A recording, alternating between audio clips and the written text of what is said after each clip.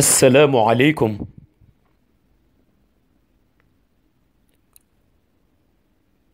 tabaarakallahu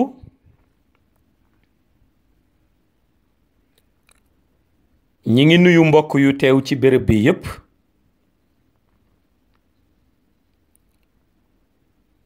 di leen ziyaara te di leen ñaan ngeen nangul nu sunu ziyaare ci yéen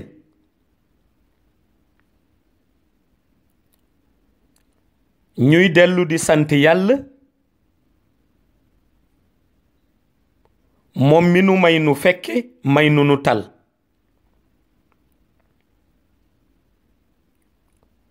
dellu di yeesal sunu ziyaara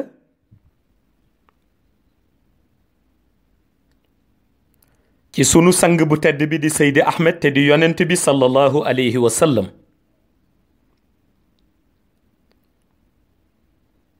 dellu di yeesal sunu nekk taalibe sunu teggin ak sunu tarbiya ci keppaaru sang bu tedd bi di Mawlaaya Cheikh Ahmed Tijani di ko ñaan mu nangul nu sunu nekk taalibe nangul nu sunu teggin nangul nu sunu tarbiya ci keppaaram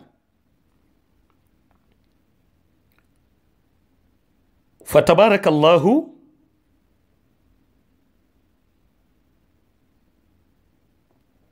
ñu ñëw ak yéen ci cours bu am solo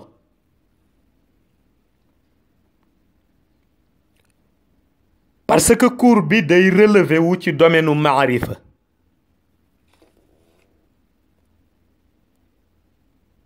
bu ñu waxee nag domaine u maarifa am na ñu fa àgg ci xam ko mais am na ñoo xam ni ci seeni xalaat du leen may ñu dégg baat yiy bawoo ci teenu xaqiiqa boobu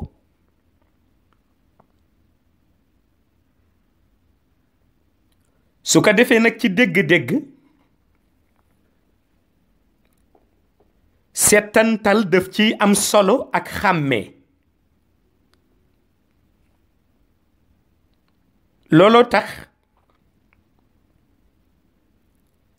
yàlla présenté boppam présentation shahada pour xel mu nekk mën àgg ci natt moom yàlla mooy kan mu ni bismillahi rahmani rahim qul huwa allahu ahad allahu samad lam yalid walam yulad walam yakun lahu kufuwan ahad présentation shahada nga xam ni lu xel gàtt-gàtt dina yëg ni yàlla kenn la lu xel gàtt-gàtt dina yëg ni yàlla kenn la lu xel gàtt-gàtt nit ki dina kennal yàlla ndax moom yàlla mooy allahu ahad su ko defee it ci wàllinu shahada lu sa xel gàtt-gàtt di nga xam ni yàlla ku doylu la lu tax mu doylu mooy ñépp dañoo àndandoo soxlu ci moom te moom yàlla soxlawul ci benn mbindeef muy allahu samad waaye itam lu sa xel gàtt-gàtt di nga xam ni moom yàlla jurul te itam moom yàlla kenn juru ko lam yalid walam yulad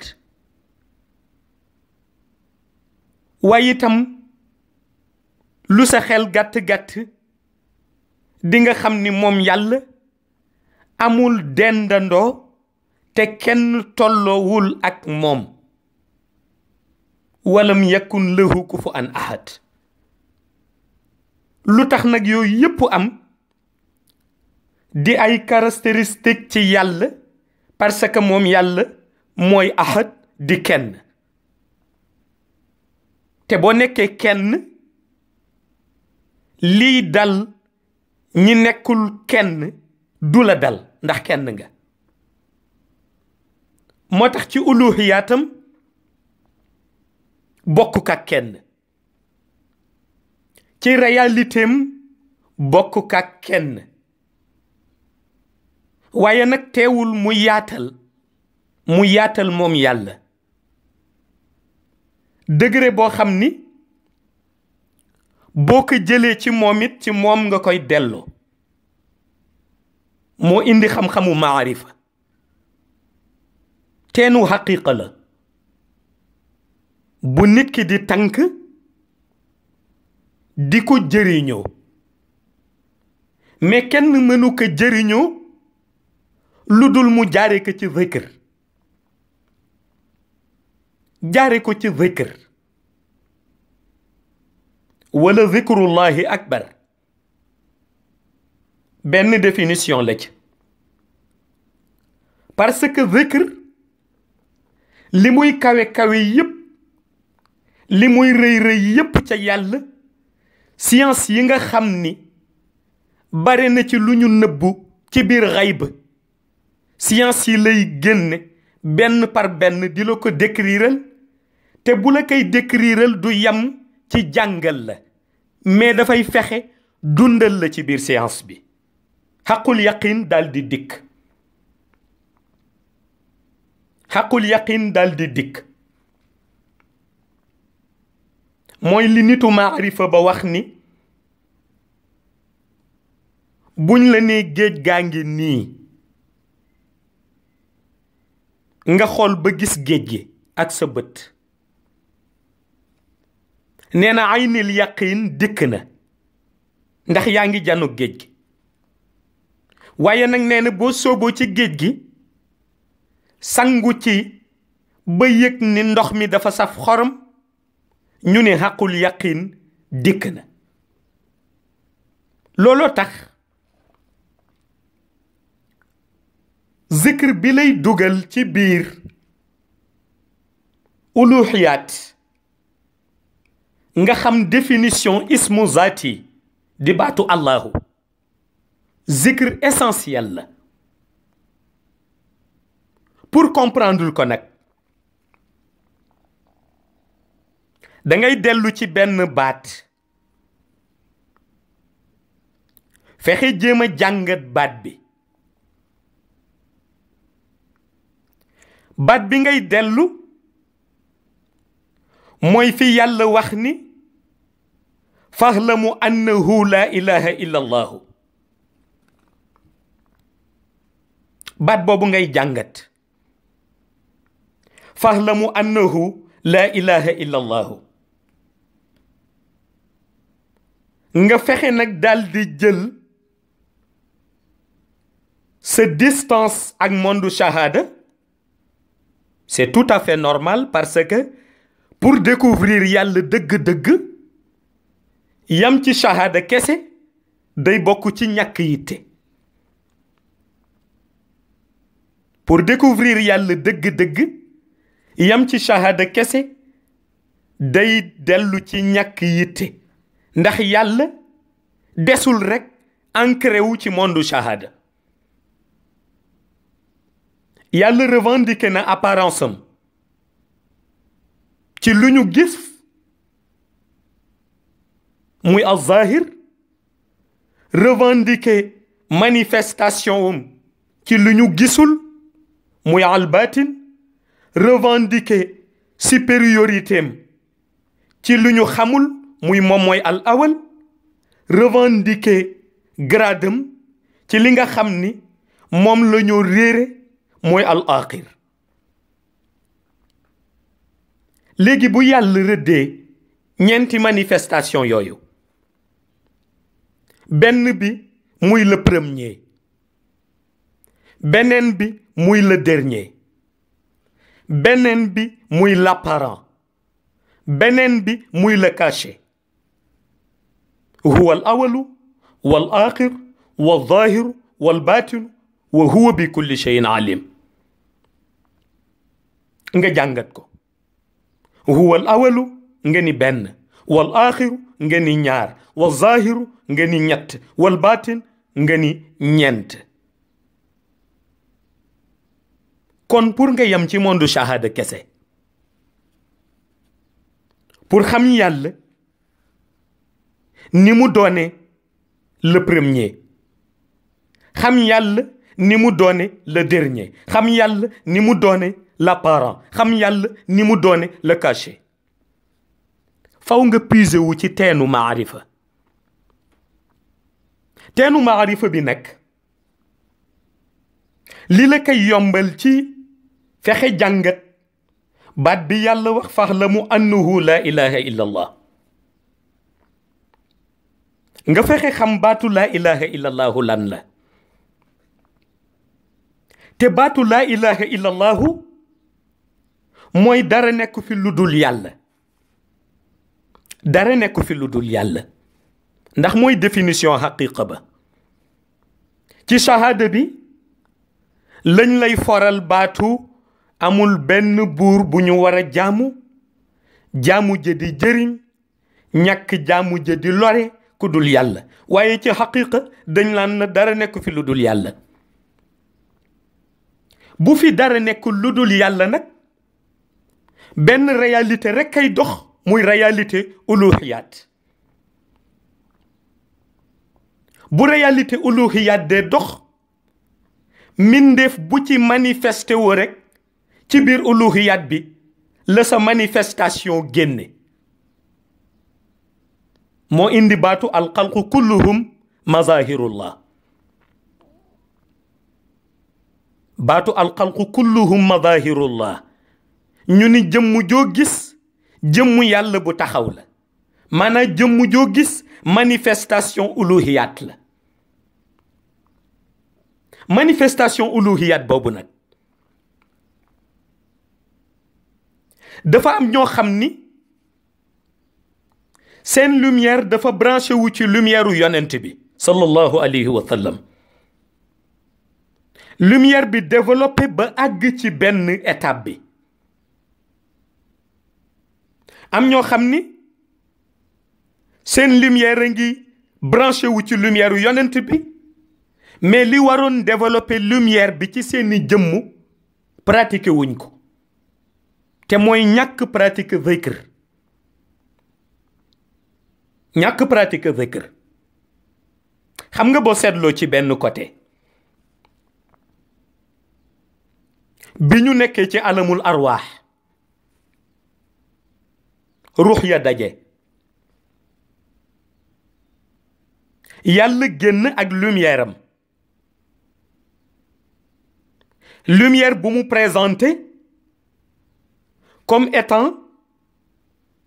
la lumière de la divinité par excellence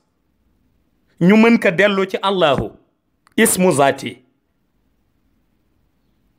mu génn demande ndax alamul arwaax béréb la boo xam ni ci biir monde xayb la bokk yàlla demandé ni alastu bi rabbikum xaalu balla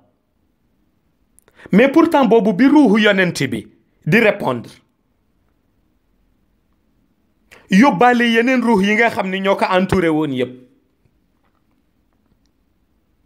ba dégg-dégg bi di résonance spirituelle bi dugg ci ruux yépp ñu àndandoo répondre yàlla ci bi mu laajee ndax du may seen borom ñu dëggal ko ni dëgg-dëgg yaay suñu borom mais boobu même ruux yi nga xam ni bi ñu ñëwee ci monde shahada nekk nañu ay athée weddi yàlla complètement ni gëmuñu ko pourtant ruux yooyu ña nga fa woon taxaw bi ñu ñëwee ci monde shahada pacte bi leen lié woon ak yàlla pacte ba la ñu dagg changer seen comportement changer seen façon xalaat changer seen façon de pratique dal di weddi yàlla te weddi bi teewul bi yàlla di wax ni ndax du may seen borom ñu d'accordoon ñoom ci la ñu bokkoon kon pacte bi dagguñu ko woon ci monde xayb lu tax pacte bi mënul woon dañ bi ñu nekkee ci monde xayb ndax lumière bi nga xam ni moo leen doon permettre ñu mën tontu yàlla teg ko ci vérité lumière boobu yonent bee ko développé woon ci ñoom ndax ruuxam moom ruuxu yonent bi sallallahu alayhi wa sallam mooy représenter la supériorité absolue yonent bi développé ñoom seen lumière ñu répondre yàlla d'accord ak moom yàlla laaj leen ni alastu bi rabbikum xaalu bala ñu d'accord ni yow yaay suñu borom ndax lumière bi développé na ci ñoom ca xayb ba ñu jàkkaarloo ak la réalité incontestable mais bi ñu ñëwee ci monde shahada loolu waroon am suivi benn bi côté suivi bi mu waroon am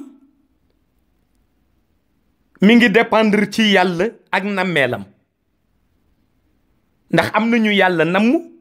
ñu judd ci famille boo xam ni du ñu jullit ñoom ñu dellu nekk jullit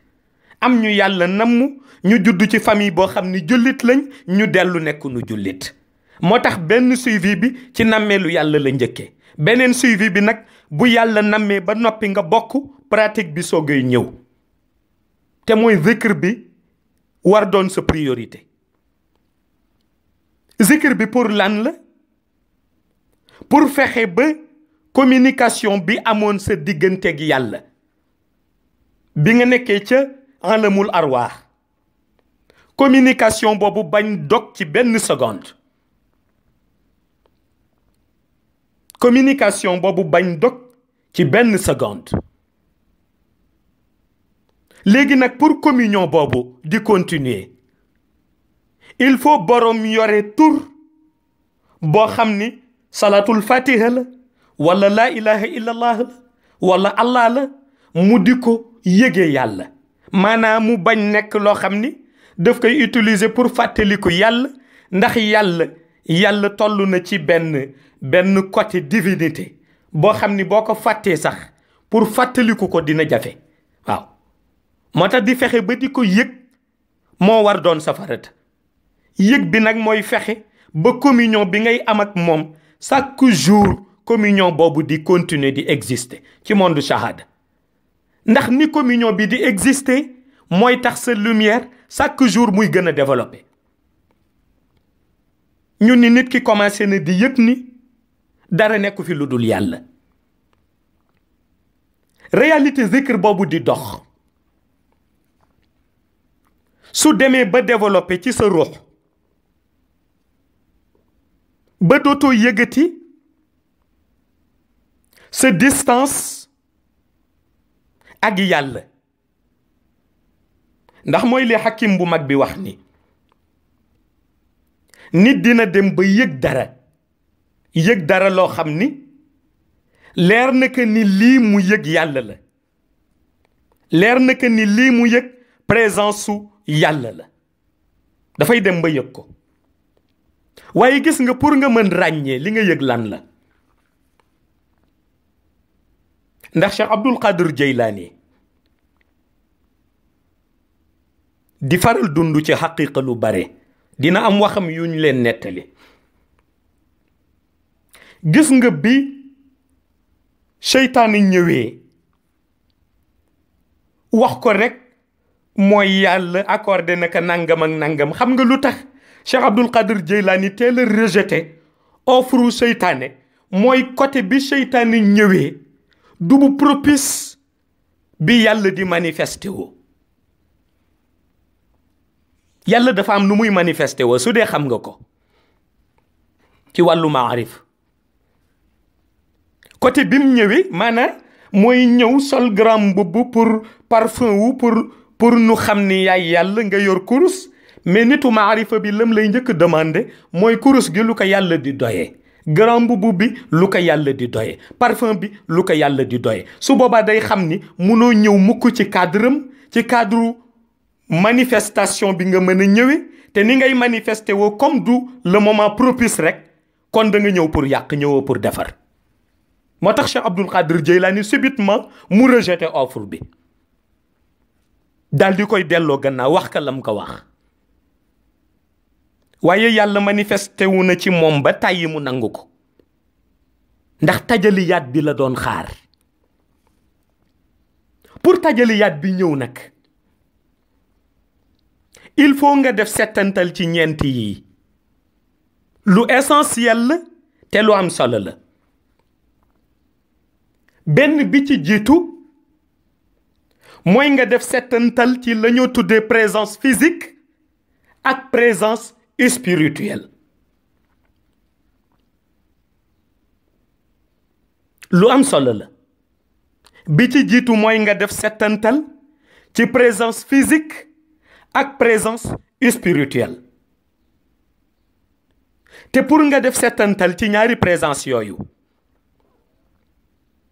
faw nga def settantal ci yeneen ñaar. benn bi ci jiitu mooy la divinité,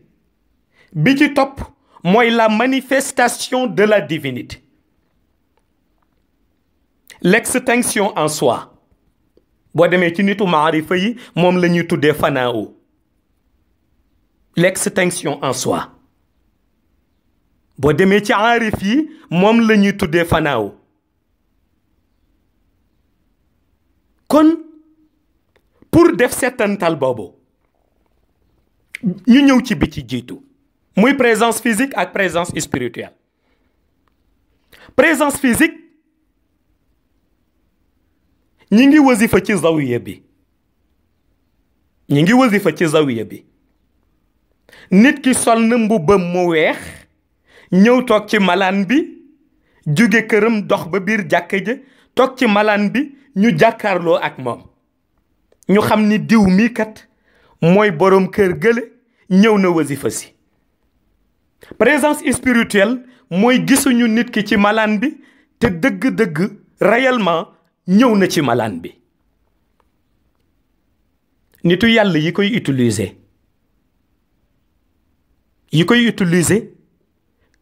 yoon boobu la ñuy jaare,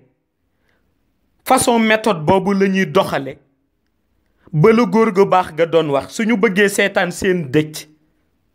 méthode boobu la ñuy utiliser pour seetaan seen dëj. parce que denc nañ leen ci biir suuf ba noppi, mais génn nañu seen hijab ci côté spirituel, ñëw toog ci mbooloo mi bokk ak ñoom cérémonie bi.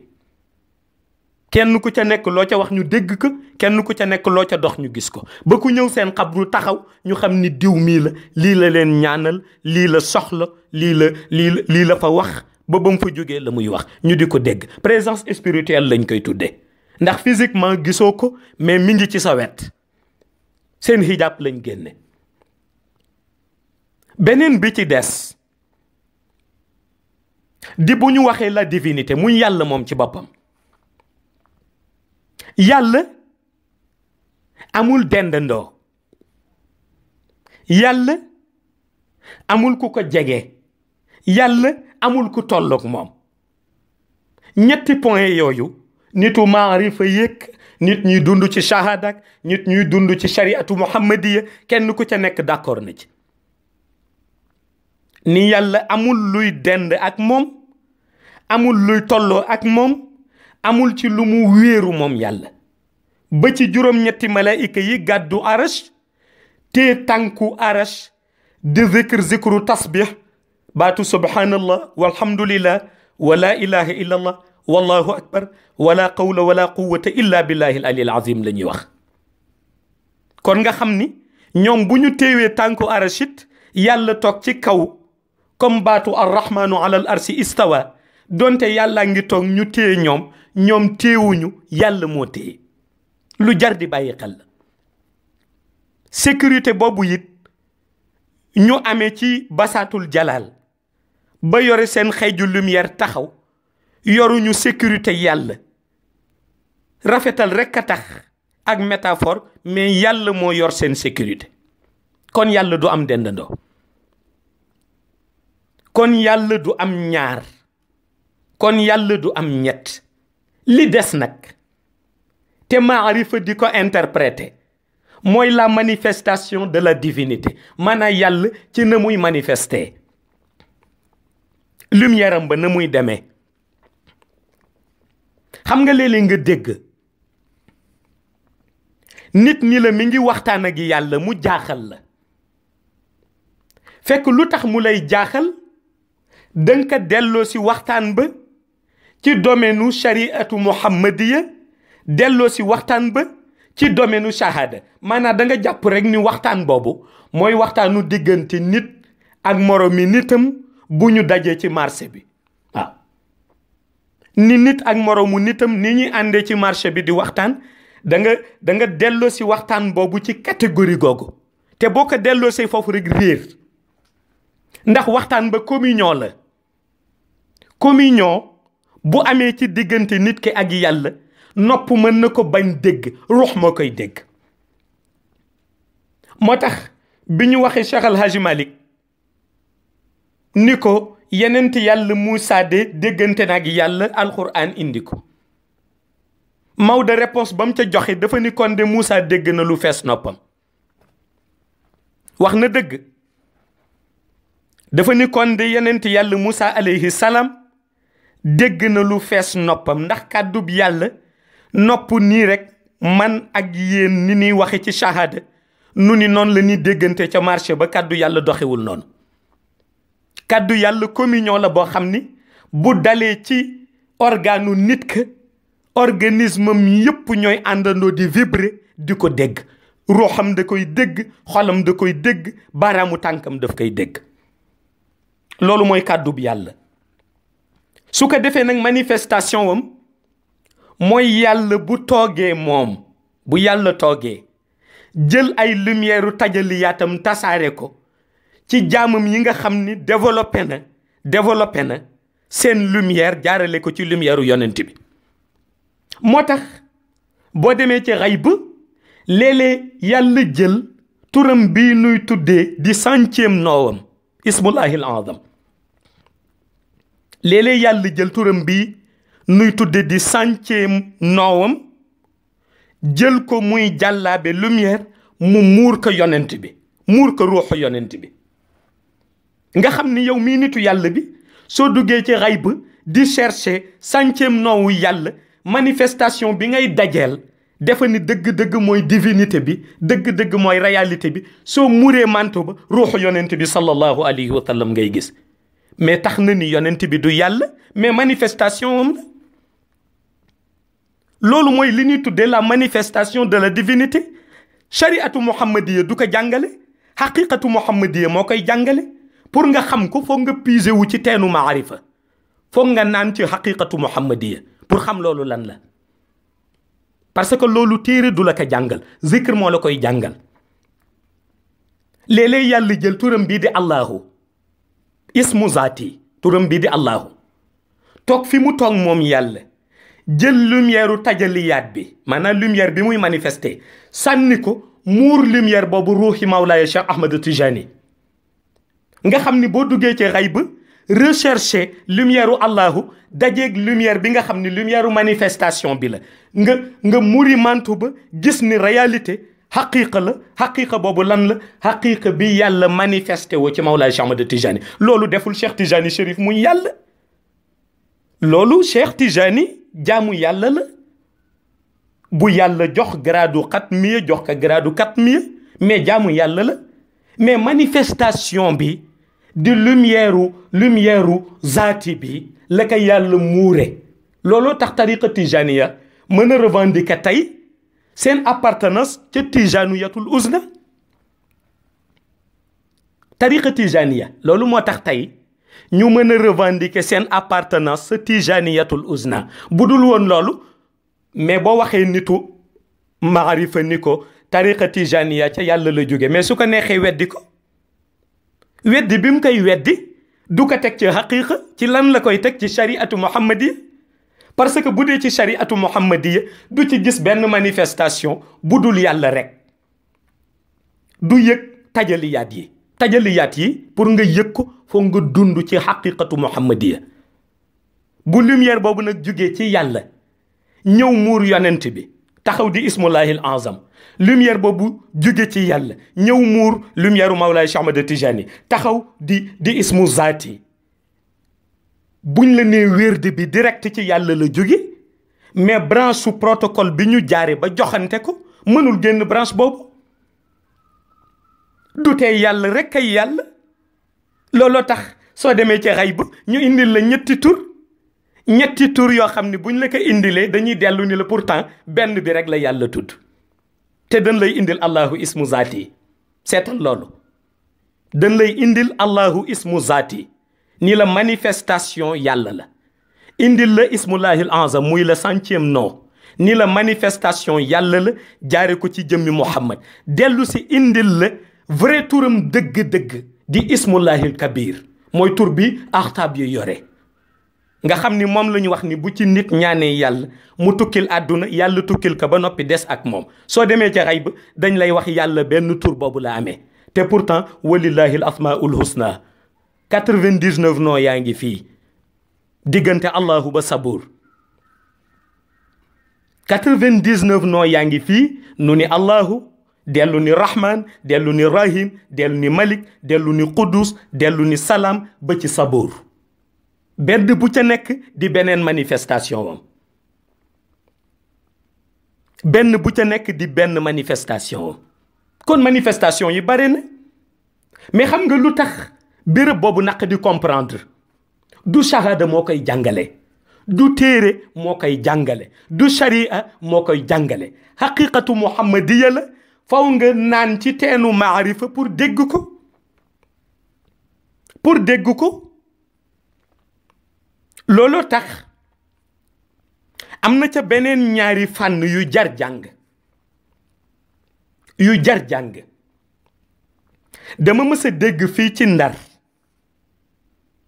Serigne Abdoul Aziz Sy Al Amin ñëw fi ci benn journée Cheikh Tijani ca Quai des Arts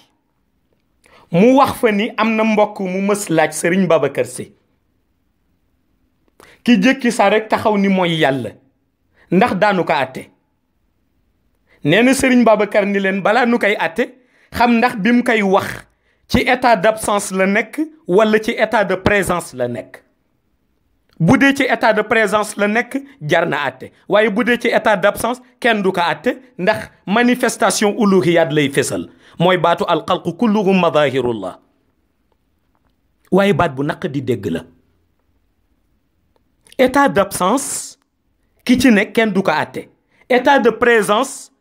ki ci nekk la ñuy àtte maanaam ki revendiquer yàlla am fu mu ko taf te bi mu koy def mi ngi fi bi mu koy def defu ko ngir yëg-yëg mais daf ko def ngir coobare boppam ci neexit dina dem ba bokk fenn foo xam ni su ñuy tudd ci bokkaale buñ ko ci boolee moo tooñ boppam waaye ki nga xam ni état d'absence la nekku fi mi ngi tollu dimension alfana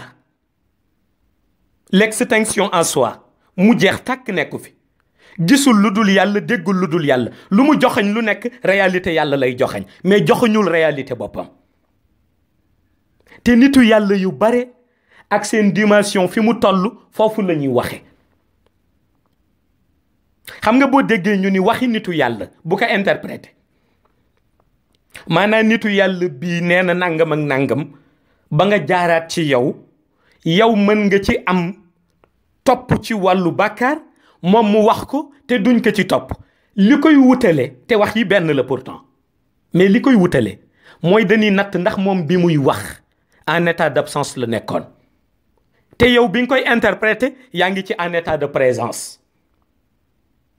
seetal xaqiqa boobu Cheikh Abdul Qadir Jeylaani dafa toog benn jour mu wax ni te disciple am yee ngi ko wër taalibe yee ngi toog mu wax ni yëkkati loxoom ca Bagdad wax ni sama nguur moo ëpp bu yàlla seetal boobu wax tey ku ko waxoon fii Sénégal rek balaa nitu maarifa yi di wax ni nangam la ca jublu boo moytuwul junne nit dinañ la critiquer te Cheikh Abdul Qadir Jeylaani xutbu zaman la woon ci gradam mu taxaw wax ni sama nguur moo ëpp bu yàlla gaa ñi commencé sëgg di dingat waaw ni waaw yàlla ko bind na nguuram di ëppee bu yàlla di wax mu leeralal leen mu ni leen ndax yàlla am na soxna ñu ni ko subhanallah du ko am mukk mu ni ndax yàlla am na doom ñu ni ko subhanallah du ko am mukk mu ni te man mën naa dund ak sama soxna dund ak sama njaboot ëppalee naa ko lool seetal fi wax jëmujje pour wax la ni balaa ngay interpréter waxu nitu yàlla da ngay bàyyi ba dégg ko ba noppi seetal fa wax jëmujje te bi mu ko waxee ba noppi ñëpp d'accord bi mu ko waxee ba noppi ñëpp d'accord parce que yëg nañ ni wax ji diise ci dégg-dégg noonu la woyofe ci tekki bi looloo tax pour nga bañ interpréter dëgg-dëgg waxu nitu yàlla faw nga dégg xaqiiqa te xaqiiqa bi nañ koy tërali mais yàlla namm mu bokk ci li ñuy jàngale namm bi yàlla namm mu bokk ci li ñuy jàngale moo tax mu détaillel nu interpréteel nu jàngal nu histoire Qadir ak yenent yàlla Moussa alayhi salaam maa ngi dégg keroog rek benn mbokk mu baax di ko wax ci vidéo wax ni Qadir pourtant rey na nit Qadir rey na nit te bi mu koy def mi ngi ko def ci kanamu Moussa alayhi salaam Moussa interprété rey ba nu ne ba rey ba créé ci moom choc def ko problème te pourtant bi Qadir toogee wax ko lu tax mu rey xale bi mais Moussa dafa d'accord pour wax la ni maarifa xaqiiqa dafa bokk ci xam-xam yi ñoo jàngale mais ñu ko dégg nag barewul su ko defee boo ko déggul ku ni day waxtaan ak yàlla daf lay jaaxal te nim la jaaxalee am na loo xam ni boo ko pratiqué woon te zikr sax mën nga dem yow ba loolu dootu la jaaxal te mooy nga des ci salatul fatiha am cheikhu tarbiya bu lay gudde waaw léeg-léeg itam nit wax la manifestation yàlla ci allahu mu jaaxal ndax da ngay defe ni ismu zaati bi amul tajaliyaat te yàlla amul ismu bu amul tajaliyaat yàlla amul ismu bu amul tajaliyaat turam yépp benn bu ca nekk bu ko neexee mu jël ko diviser que nombre de fois dugg ci monde xayb taf ko ci ruux bu ko neex ngay rechercher tur bi ci réalité ba dajeeg ruux ba defa ni jëmmu jël la ndekete manifestation ba la tajaliyaat la mais loolu du lu ñuy jàng ci daara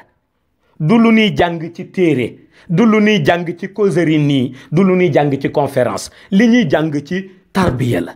tarbiya ba nag faw nga am cheikhu tarbiya bu ko mat bu la jox zikr ba nga di ko ca jàng benn par benn te sa digganteeg yàlla dara du ca yàqu ñam miin dëgg-dëgg wàllu maarifa sax amu ci kuy bokkaaleeg yàlla xamuloo soo demee ci ñuy dund shariatu muhammadiye gis nga côté booboo tax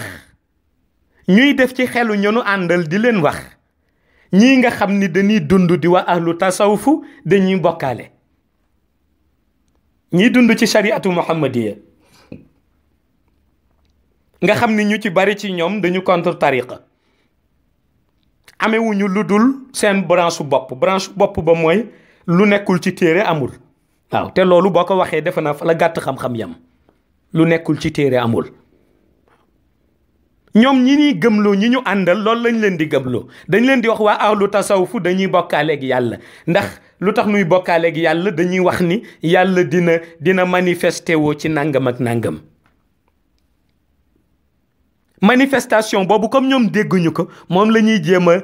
toje seen xam-xamu téere dugal ko ci bopp nit ñi la dégg nga diw day bokkaaleeg yàlla te muy erreur bu mag sanurihimu ayatuna fi afaqi wa fi anfusihim sanurihimu ayatina fil afaqi wa fi anfusihim lu jar di bàyyi xel toujours ma wax ko xaqiiqa boobu lam lay jàngales néew mooy yàlla yàgg na di manifester li muy manifester nag mooy léeg-léeg mu manifester moom yàlla xudaraam, léeg-léeg mu manifester wiraadaam, léeg-léeg mu jël xudaraam ak wiraadaam boole ko ci benn mbir manifester ka ca, léeg-léeg mu manifester uluhiyaatam. léeg-léeg itam mu bàyyi ruuxi doomu aadam, bàyyi nit, jël horizon bi manifester ca ay signam. sanurihimu ayatina fil afaqi wa fi anfusihim. léeg-léeg itam mu bàyyi horizon bi jël jëmmi doomu aadama manifester ca lam ca bëgg manifester. faw nga bàyyi xel lool te toujours nga romb ko ci alquran. sanurihimu ayatina fil afaqi wa fi anfusihim. toujours nga romb ko ci alquran, mais interprétation bi nga ciy indi du bokk ak interprétation ba nga xam ni moom la yàlla namm nga indi ko ci. maanaam kenn ku nekk degré ba mu toll ci côté spirituel, degré ba mu toll ci côté njàngale, noonu rek lay jàngale. looloo tax nag ñii nga xam ni dañuy contre tariqa ak ñii di contre cëru nitu yàlla yi ci la ñuy profité. benn roq la bu ñuy profité rek wax la déggal nitu yàlla diw la mu wax. waaw déggal nitu yàlla diw la mu wax, indil la benn kàddu gi rëy ci sa nopp, te ndekete soo déglu woon nitu yàlla ba bu la ko tojalee rek nga xam ni loolu mu wax sax yow boo tolloo foofu wax ko, ndax du la wàññi dara. waaye ñii di profité pour yàq deru nitu yàlla yi, yàq deru tariqa yi, ci la ñuy sóobu. buñ ca sóoboo rek da ngay wax ni gis nga téere indiwoo ko. waaw wax na lu téere indiwul. waaw wax na nangam ak nangam, te loolu bokkaale la, shirk la. waaw su ko defee buñ la ne génneel shirk bi doo génne shirk bi, ndax xam-xam bi ngay utiliser wax ni loolu bokkaale la, moom xam-xam bi muy utiliser mën na déstabiliser sa wax jooju, te waxam moom mooy gën a dëgër sa bos, ndax yow da nga ko teg ci shariatu muhammadiya, moom mu teg ko ci xaqiqatu muhammadiya. te loolu la Cheikh El Hadji Omar doon wax. Cheikh El Hadji Omar dafa ni kiy dund ci shariatu muhammadiya kese ak ki nga xam di ci xaqiqatu muhammadiya lay tibbe, nee na bu ñu toogoon suba ba ngoon di waxtaan, suba ba ngoon di réunion, du ñu déggante abadan. ñu ni ko lu tax, mu ni parce que kii dafa mel ni ki toog ci kaw mbaar mi di wax, kii mel ni ku toog ci suufu mbaar mi di wax, du ñu déggante ñoom ñaar. ndax ki njëkk ki nga xam ni shariatu muhammadiya rek lay dunde, lu nekkul ci téere yi daf koy weddi. kiy dund ci xaqiqatu muhammadiya day nangu li nekk ci téere yi, nangu it li nekk ci dënnu góor yàlla yi. su boobaa day ancré wu ci ñaari branche mystique yoo xam ni benn bu nekk daf koy jëriñ. ñaari branche mystique yoo xam ni benn bu nekk daf ci jëriñu, daf ci dund. looloo tax manifestation yooyu yëpp am. benn bi di présence physique, nga xool na muy tëdde. beneen bi di présence spirituelle, nga xool na muy tëdde. benn bi di la divinité, nga xool na muy tëdde. beneen bi di la manifestation de la divinité, nga xool na muy tëdde. benn bi di état d'absence, nga xool na muy tëdde. beneen bi di état de présence, nga xool na muy tëdde. ku miin yi yëpp ci branche xam-xam, su ngeen ko dégloo dana néew lu muy weddi nitu yàlla. ku fexe ba miin yii yëpp ci branche xam-xam, te waxuma yeneen, ndax ilmul laduni mi ngi fi. ilmul laduni mi ngi fi,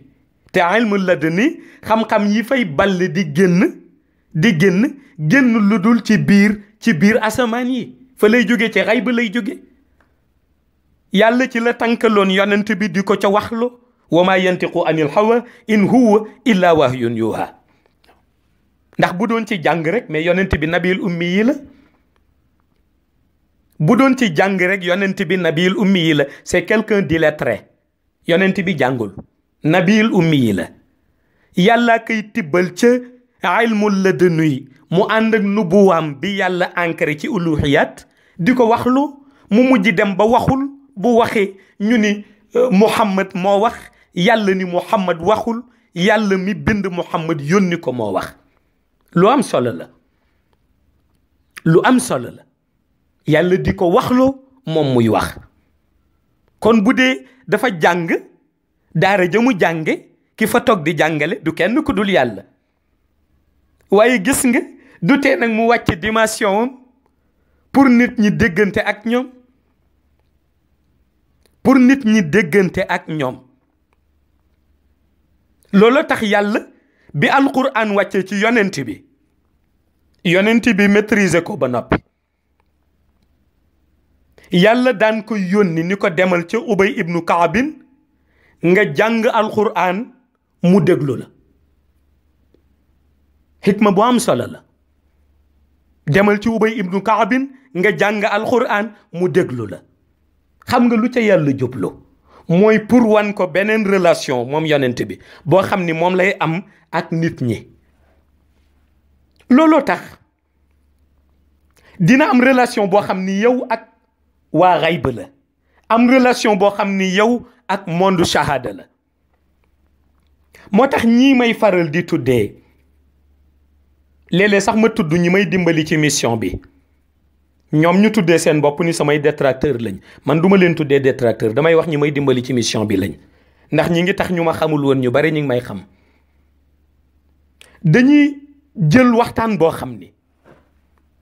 du sama diggante ak monde shahada, sama diggante ak waa xayb la. dimension bi ñëpp àttanuñ ko. suñ ma bëggee diaboliser waxtaan boobu la ñuy publier.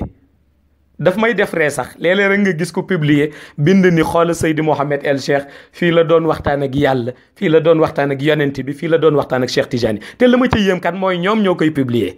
waxtaanu tarbiya nga publier ko ci nit ñoo xam ni attanuñu kàddu ga, attanuñu dimension ba pour yàq seen xel. léegi nag ñooñu bu nu yàqoo kan moo leen yàq? ndax man maa leen yàq? jar na di laaj. jar na di laaj. nun jëluñu benn waxtaan bu nit attanul jox ko nit. bañ nañ ko ba waxtaan yi ñuy publier internet dinañ ca daj 1 heure de temps di expliquer pour xel ya dégg ko. ndax ki jóg pour defar du jóg pour yàq. léegi nag ki jël waxtaan bu nit attanul jox ko nit koo xam ni deful tarbiya, xamul sax luy dëkkër, xamul lu dul la nekk ca téeréem, nga ni ko kii ngi waxtaan ak yàlla. bu weddee wala mu saaga, loolu du dellu si ci ñun ñu ko def. ci ña muy dellu si mooy ci ñi ko utiliser pour yàq. ndax kenn ku nekk fi dégg-déggam toll foofu rek lay waxe. kenn ku nekk fu dégg-déggam toll foofu rek lay dégge. kenn ku nekk fu pouvoir am toll noonu lay décrypter. te nag gis nga maarifa dafa bokk ci xam-xam boo xam ni kenn du ko ignorer. xam nga am na ñoo xam ni dañu defa ni wàllu maarifa dañ ko war a teg de côté. soo waxee ñu ni waaw parce que nit ña seen dégg-dégg àggul foofu. ma ni déedéet, kii wut xam-xam façon xam-xam bu nekk war na ca am nam cay jëriñoo. soo jàngee shariatu muhammadiya ba mu jeex mais laajteel xaqiqatu muhammadiya lan la, ñu jàngal la ko jaare ko ci zikr. li ngay dégg maarifa dina la dimbali ba xam-xamu nitu yàlla yi nga mën ko interpréter. parce que nitu yàlla yi néew na ko ciy wax te waxam téere di ko atte. néew na ko ciy wax te waxam téere di ko atte. loolu tax sang bu baax ba nga daan dégg muy wax ni maftuh alayhi, mais texte du ko atte. maftuh alayhi texte du ko atte parce que texte yi ko war atte amul benn boo xam ni mi ngi ci kaw suuf nu di ko jëriñoo. texte yu ko war a atte texte yaa nga ancré wu ca monde xayba. ña ko sëgg bind ko kenn ku ca nekk tarbiya mot, kenn ku ca nekk dégg na maarifa dégg-dégg bu tolloog dootul wax wala muy jéem di bokkaaleeg yàlla, ndax lu mu wax réalité la te lu mu yëg ci manifestation ba la bokk. lu mu yëg rek ci manifestation uluhiyaat la bokk. looloo tax dimension dégg-dégg yooyu du ñëpp la ko yàlla may. am na ñu yàlla féetale ci benn domaine am lum leen sédd. am na ñu yàlla féetale ci beneen domaine am lum leen sédd. su ko defee nag ki nga xam ni moom xamul lu dul lu nu bind ci téere bu ci yamee itam kenn du ko yedd. waaye ki nga xam ni aussi yàlla dimbali na ko mu dépassé limite ba xam maarifa dëgg-dëgg lan la, ba miin xam-xamu xaqiqatu muhammadiya puis ci teen bi naan ca xam lan la noo tuddee l'extinction en soi waaw muy alfana mu dem ba yëg réalité boobu mais atte moom téere kese du ko atte te boo dundee ci manifestation yooyu ma wax muy la divinité ak la manifestation de la divinité mais du la jaaxal boo dundee ci différence bi am ci présence physique ak présence spirituelle du la jaaxal boo dundee ci différence bi am ci ki nekk en état d'absence ak ki nekk en état de présence du la jaaxal waaye nag boo bëggul xam-xam am nga leneen looy bëgg leneen li ngay bëgg mooy polémique te yàlla dogal na suñu réew ñu ci bare loolu moo leen neex fa ñu waroon jàngale xam-xam duñ fa jàngale xam-xam polémique ak insulte mooy seen arme te gis nga polémique ak insulte arme ku faible rek la arme ku faible rek la te li ma góor ga wax laa gëm parce que góor gi dafa ni ma koo rawul du wax ci yow mukk koo dégg muy wax ci nit rek parce que nit kaa ngi ci kanamam moo tax mu topp ci ginnaawam di wax te itam nag ñii nga xam ni dara ñoru leen lu dul xaste insulte ak yàq man dama dem ba interpréter seen kàddu interpréter seen melokaan ci beneen façon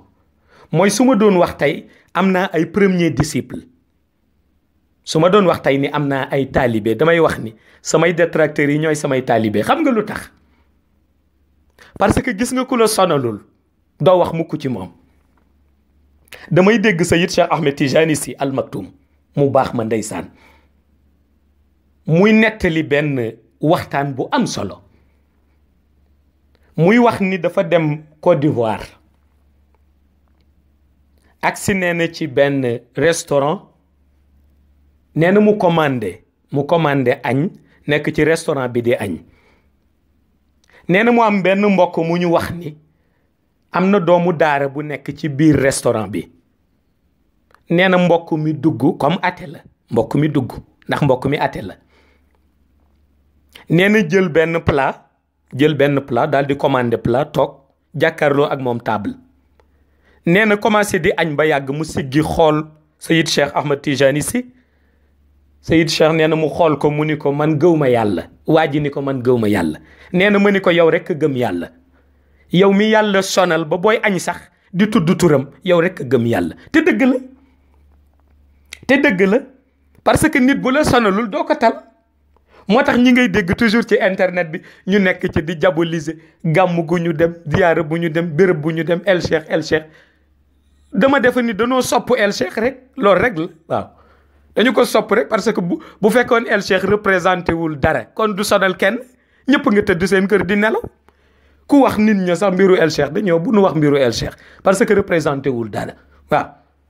représenté wul dara nga tëdd di nelaw sa nelaw waaw doo tànt mukk nag pour El Cheikh waaw waaye bu fekkee da ngay tànt woo nit ñi ñu daje waaw nga yor sa rajo war a diffuser message bu am solo nga yor internet war a jàllale message buy dimbali nit ñi doo jàllale lu dul message yu El Cheikh mooy El Cheikh daf la tee nelaw noonu rek laa ko mën a jàppe waaw su ko defee nag loolu yëpp ñuy def liggéey la rek ci mission bi liggéey aussi bu am solo la ndax yàlla dimbali nañu ñi ñu xamul woon ñi ngi ñuy xam waaw ñi daawul découvrir aussi nombre de vies yi léegi nombre de vies yi yokku na ndax nit ñi nag koo critiqué daanu xooli jàngaleem nag waaw loolu moom mënoo ko xañ mukk nit ñi koo dal rek na la leer ni yokku nga ko nombre de vies ndax nit ña daañu dem xool jàngaleem lan la te am na ñoo xam ne biñ ko xoolee ba léegi amatuñu jàmm ndax kontaan ndeysaan moo tax daal maa ngi leen di sant di leen gërëm ni ma ko daan defee rek détracteurs yi di leen ñaanal yàlla di leen ñaanal wér di leen ñaanal gudd fan di leen ñaanal ngeen yokk ba bis bu xëy rek ngeen di ma liggéeyal manin ma toog ak sama mbooloo di liggéey su ko defee mu nekk ñaari liggéey mission bi gën a yomb ci man yal na yàlla sàmm leen yal na yàlla taxawu leen yal na yàlla may leen wér yal na yàlla may leen gudd fan ci barke yonente bi sallallahu alayhi wa sallam bi ci des itam sama soppe yi ma di leen remercier di kontaan ndax nun amuñu lu dul lumière waaw amuñu lu dul lumière amuñu lu dul ñi fi samp lumière yi ñoom rek la ñu am amuñu lu dul ñoom benn góor rek ma koy wax barki démb ni ma bari na koy critique xam nga lu ko naqadi mooy bu sañoon dootoo tudd mag ñi ma ni ko day sonal boppam rek gis nga Sénégal ma ni ko dañoo am benn jukk soo jógee jiital mag ñëpp di leen tudd nga dégg ñu def vidéo ni da ngay mbubboo mag ñi soo waxoon tuddoo benn mag nga dégg ñu jóg def vidéo ni da nga xeeb mag ñi. su ko defee nag ma ni ko na ngay def mooy xool sa objectif fa nga jëm nga taxaw ca te loolu rek am solo. ma ni leen nag kenn mënul tee ba bu ñuy jàngale du ñu tibb ci mag ñu baax ñii nga xam ni amuñu kudul ñoom li ñu jàngale ko waaw. ndax réew mii di Sénégal xëy na beneen réew mais réew mii di Sénégal ñun waa tariqa tijani amuñu kudul Cheikh El Hadji Omar, amuñu kudul Cheikh El Hadji Malick, amuñu kudul Serigne Babacar Sy, amuñu kudul Baye Niass, amuñu kudul Cheikh Abbas Sall, amuñu kudul Thierno Seydou Nourou Tall, amuñu kudul sunu ñeneen mag ñu baax ñi. te kenn mënul wax ba duñu jàngale li mag ñi daan jàngale, kenn mënul wax ba duñu leeral li mag ñi daan leeral. ku mu déranger nag am nga ci droit, ku mu déranger wul aussi ñu bokk yitte yi, bokk mission yi, bokk lépp di ñaan rek yàlla ci barke yonent bi sallallahu alayhi wa sallam, barke suñu sang suñu sëriñ suñu lépp Mawlaay Cheikh Ahmad Tijani mu yàgg dinu muur ci leer gi, nu des ci leer gi abadan, di ziyaari ñëpp, di ndokkeel ñëpp, di ñaanal ñëpp jàmm ci barke Cheikh Tijani Chérif. assalaamu aleykum wa rahmatullahi taala wa barakatuhu.